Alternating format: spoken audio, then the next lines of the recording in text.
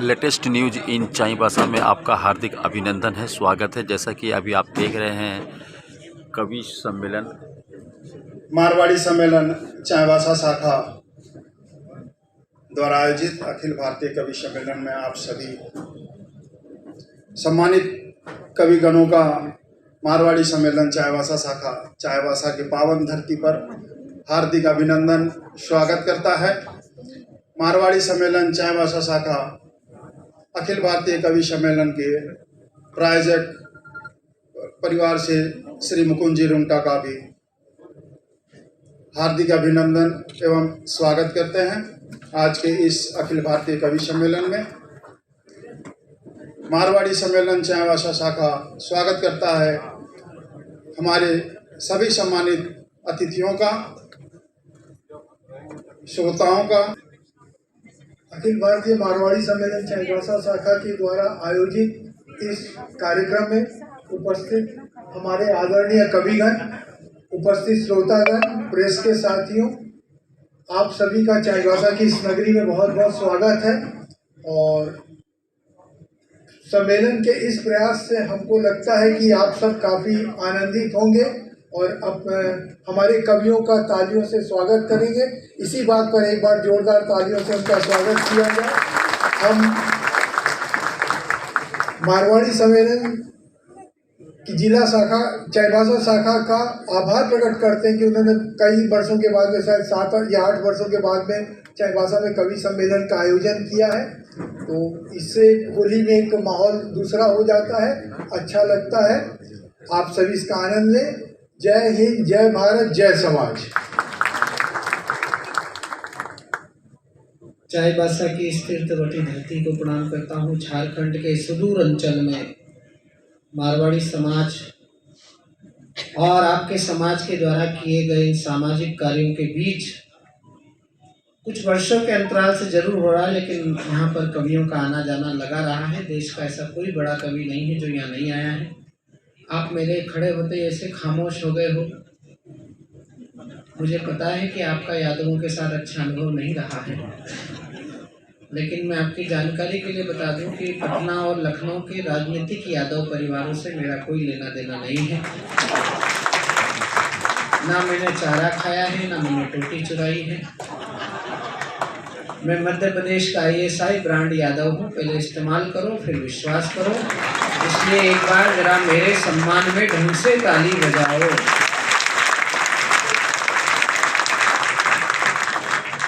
जो लोग जोड़े से आए हैं मैं उनको जोड़े से प्रणाम करता हूँ। जोड़े से आकर भी जो दूर दूर बैठे हैं उन्हें मैं विशेष प्रणाम करता हूँ। लेकिन जो सपत्नीक बैठे हैं उनकी हिम्मत की दाद देता हूँ। लेकिन मुस्कुराते समय सोच रहे हैं पहले पत्नी की तरफ देखते हैं, फिर सोचते हैं मुस्कुराऊं कि नहीं। तो शुरू करने की अनुमति दीजिए। जरा जोरदार तालियां बजाकर इन कवियों को बताइए कि आप सभी सब सुनते हैं। 5 पांडव ऊपर बैठे हैं, शायद द्रौपदी का इंतजार कर रहे होंगे। बेटा तुम भी ताली बजाना, तुम भगवान के थोड़े ज्यादा करीब हो। नहीं अभी नहीं, जब बजाने की तब मैं यादव जरूर हूँ, मूर्ख बिल्कुल नहीं हूँ। हाँ आप लोग बैठ जाइए। किसको ढूंढ रहे हैं? पहले आदमी अकेले आता है फिर ढूंढता है कि लोग इस समय पर हैं और उनका जो स्नेही स्वभाव हमें महसूस करने का अवसर मिला है पिछले 1-2 घंटों में। निश्चित रूप से बड़े लोग बड़े ही होते हैं और उन्हीं के परिवार की संयोजना से कवि सम्मेलन है। ये परिवार जिस तरह से हिंदी साहित्य की सेवा में मारवाड़ी समाज को सहयोग करता है, हम हिंदी कविता की तरफ से पूरे रुंगटा परिवार को प्रणाम करते हैं। हम भगवान से प्रार्थना करेंगे, माँ सरस्वती से प्रार्थना करेंगे कि आपकी रिद्धि, आपकी सिद्धि और आपकी प्रसिद्धि में और अभिवृद्धि हो। कवि चिंता कर रहे थे कि श्रोता कम है, मैंने एक सरदार बैठा है। 1.25 लाख के बराबर गुरु का एक बंदा होता है। गुरु गोविंद सिंह जी महाराज ने कहा था 1.25 लाख से एक लड़ाऊं। और मित्रों, जब भी कोई सरदार आपको दिखे, सरदार आपको मिले या सरदार आपके साथ रहे, तो इस बात का गर्व करिएगा कि अगर ये परंपरा हमारे संस्कारों में नहीं होती तो अभी हम सब लोग नमाज पढ़ रहे होते इस विषय। ये उस बलिदानी परंपरा के सम्माहक हमारे परिवार के वो बड़े बेटे हैं जिन्होंने हमें बचाने के लिए अपना सर्वस्व बलिदान कर दिया। मैं वीर जी को प्रणाम करता हूँ। पहली बार मैंने एक ऐसा सरदार देखा है जो बिना मैडम के बैठा है, वरना 10 साल तक एक सरदार मैडम के बिना हिला तक नहीं। और मैडम भी इतनी तेज निकली कि 10 साल प्रधानमंत्री रहा लेकिन उसको पता नहीं लगने दिया कि यही है। सरदार जी को तब पता लगा जब कोयला घोटाले की फाइल में सम्मान उनके घर पहुंचा तो बोले अच्छा इसलिए मुझे 10 साल तक बिठा रखा। लेकिन वीर जी मैं आपको प्रणाम करता हूँ। आपके बैठने भर से इस कवि सम्मेलन का वास्तु ठीक है।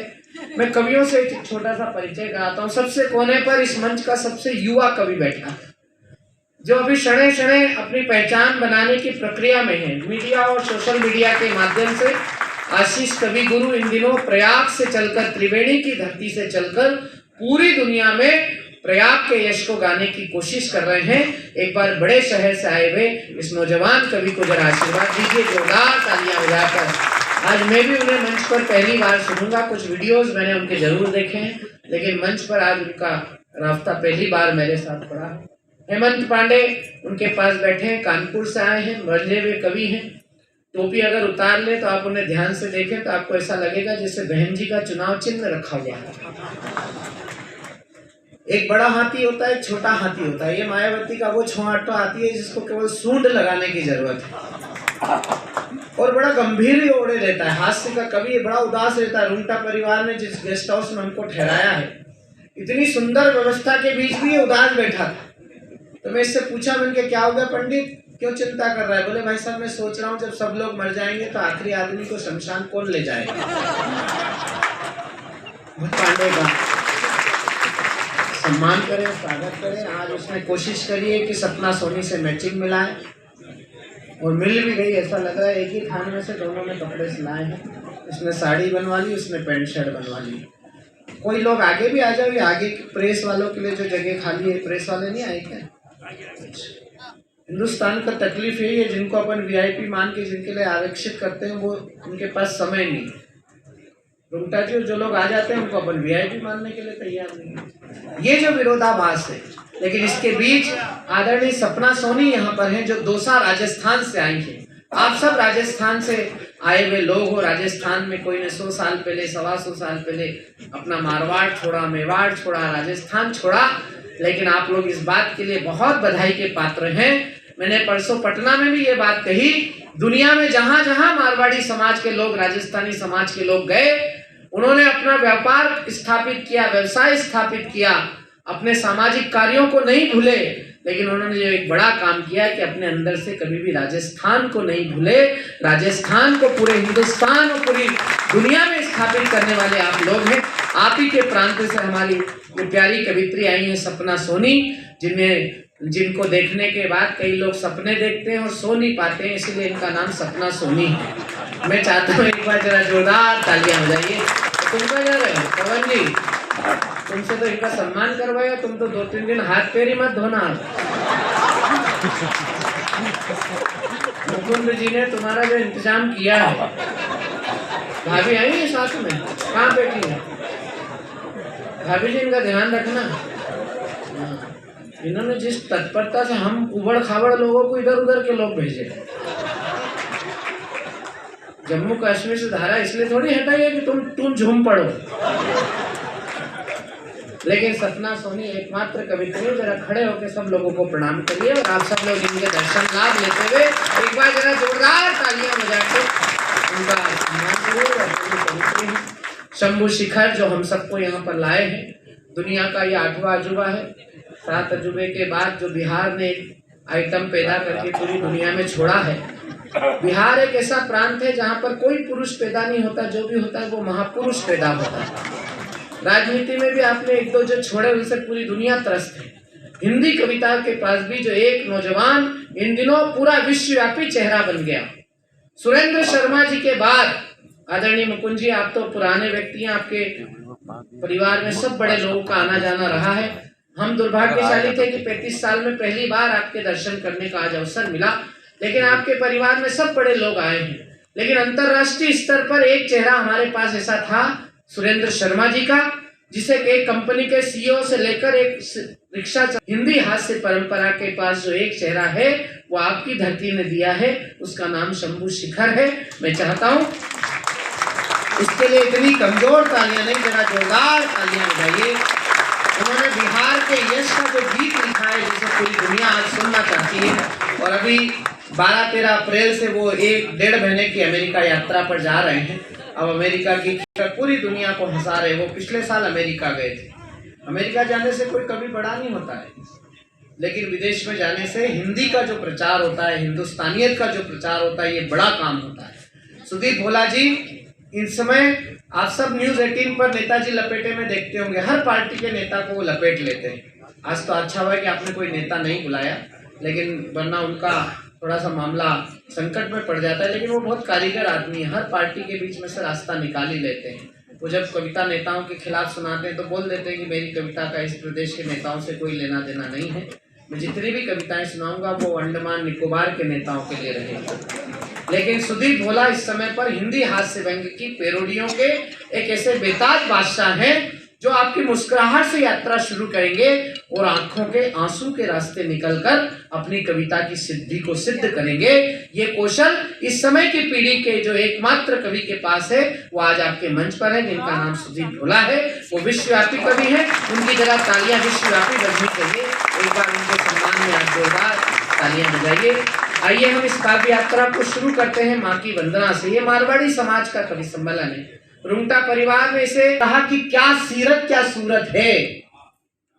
मैं माता जी आपके चरणों में रख रहा हूँ ये पंक्तियां। आपको देखने के बाद हम खुद अंदर से आनंदित हैं कि हम कैसे लोगों को आज कविता सुनाने के लिए आए हैं। बुजुर्गों के चेहरे पर अगर मुस्कुराहट आ जाए तो समझ लेना कि आपका जीवन सफल हो गया, और अगर आपके घरों में रहने वाले बुजुर्गों के चेहरे पर मुस्कुराहट नहीं आ रही है तो आपका सब काम बेकार है। उसे और अच्छा करने की कोशिश करना कि क्या सीरत क्या सूरत है।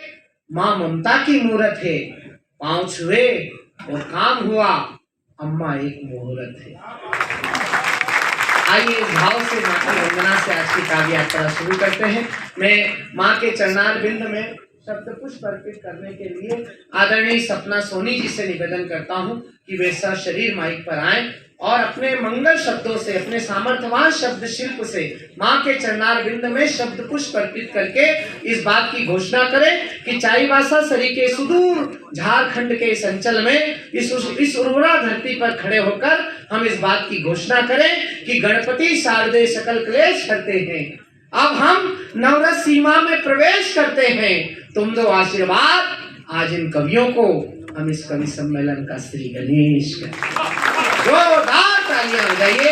आदरणीय सपना सोनी, दौसा, राजस्थान। सभी श्रोताओं को प्रणाम करती हूँ, मंच को नमन करती हूँ। मन अति उत्साहित है, हर्ष का विषय है। यहाँ पहली बार आई हूँ और जैसा कि हम सभी को ज्ञात है, यदि कोई भी धार्मिक अनुष्ठान हम करते हैं तो श्री गणेश भगवान की वंदना से प्रारंभ करते हैं। और जब काव्य अनुष्ठान की बात आती है, किसी भी साहित्यिक अनुष्ठान की बात आती है, तो माँ वीणा पाणी की वंदना, माँ की स्तुति होना अति आवश्यक हो जाती है। तो आइए इस कवि सम्मेलन को सफल से सफलतम तक ले जाएं और माँ की स्तुति करना चाहती हूँ, माँ का आह्वान करना चाहती हूँ। एक बार मेरे साथ इस वंदना में सम्मिलित हो जाइए, अपना मन भी शामिल कर दीजिए। एक बार जोरदार तालियां दीजिए। मैं माँ की स्तुति करना चाहती हूँ। शारदे वंदन है शत बार, शारदे वंदन है शत बार। हाथ जोड़कर विनती करने आई तेरे द्वार। हरा भरा रखना है मैया यह रचना संसार। हरा भरा रखना है मैया, हरा भरा रखना है मैया यह रचना संसार। शारदे वंदन है शत